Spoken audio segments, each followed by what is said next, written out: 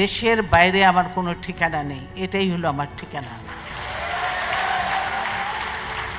এই দেশ, এই দেশের মাটি মানুষই আমার সব কিছু, কাজে আমি দেশের বাইরে যাব না।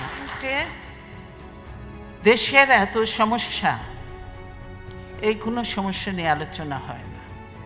দেশে শুধু গালি গালাজ, পার্লামেন্টে গালি গালাজ, আমরা পার্লামেন্টে নেই, কোথাও নেই, কিন্তু শুধু পার্লামেন্টে খালেদা জিয়া, তারেক রহমান আর জিয়াউর রহমানকে নিয়ে চলছে, তাদের যত গালি গালাজ আমাদের ইয়ে করছে।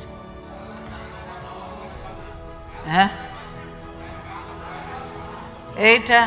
এইটা হলো তাদের কাজ। পার্লামেন্টে কোনো কিছু হয় না, কাজে এই অবৈধ পার্লামেন্টে আমরা জানি, এই অবৈধ পার্লামেন্টে যত কিছু আইনি পাশ করুক, সত্যিকারের নিয়মতান্ত্রিক নির্বাচন হয়ে জনগণের সরকার আসলে কখনোই এই আইনগুলি কার্যকর হবে না। কারণ যে অবৈধ পার্লামেন্টের আইন এগুলি কার্যকর হতে পারে না। আপনারা দেখলেন যে আজকে দলীয়করণ করেছে, আমি আগে বলেছি প্রশাসন হয়েছে, পুলিশ হয়েছে, তারপরে নির্বাচন কমিশন। এই নির্বাচন কমিশন পুরো দলীয়করণ, সব দলের লোকজনকে বসেছে। কাজে এই নির্বাচন কমিশনের অধীনে কোনো নির্বাচন কি সুষ্ঠু হবে? হবে না।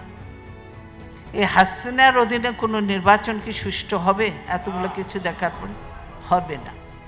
যার জন্যই আমাদের ডিমান্ডটা যে আমরা নির্দলীয় যে নাইব, আমরা বললাম নিরপেক্ষ সরকারের অধীনে নির্বাচন হতে হবে, হাসিনার অধীনে হলে হবে না। আর নির্বাচন কমিশনকে পুনর্গঠন করতেই হবে, কমপ্লিট পুনর্গঠন না করলে এই নির্বাচন করা, এই রকিবউদ্দিন আর হামিদুদ্দিন থেকে দিয়ে পার্লামেন্ট নির্বাচন করা সম্ভব নয়। সেজন্যই এগুলি প্রয়োজন।